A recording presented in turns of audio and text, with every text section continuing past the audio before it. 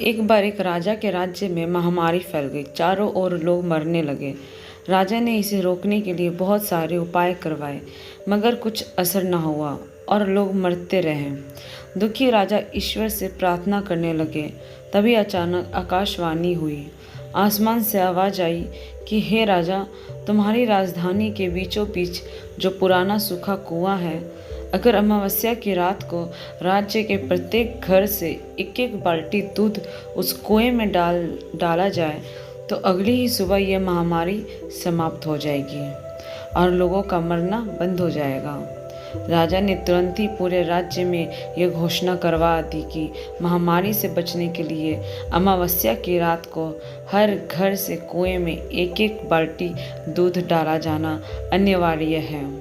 अमावस्या की रात जब लोगों को कुएं में दूध डालना था, उसी रात राज्य में रहने वाली एक चालाक एवं कंजूस बुढ़िया ने सोचा कि सारे लोग तो कुएं में दूध डालेंगे, अगर मैं अकेली एक बाल्टी पानी डाल दूं तो किसी को क्या पता चलेगा।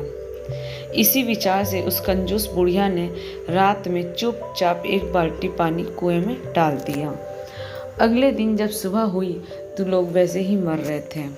कुछ भी नहीं बदला था, क्योंकि महामारी समाप्त नहीं हुई थी। राजा ने जब कुएं के पास जाकर इसका कारण जानना चाहा तो उसने देखा कि सारा कुआं पानी से भरा हुआ है। दूध की एक बूंद भी वहां नहीं थी।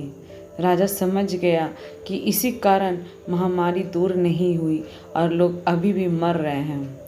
दरअसल ऐसा इसलिए हुआ क्योंकि जो विचार उस बुढ़िया के मन में आया था, वही विचार पूरे राज्य के लोगों के मन में आ गया और किसी ने भी कुएं में दूध नहीं डाला। मित्रों, जैसा इस कहानी में हुआ, वैसा ही हमारे जीवन में भी होता है।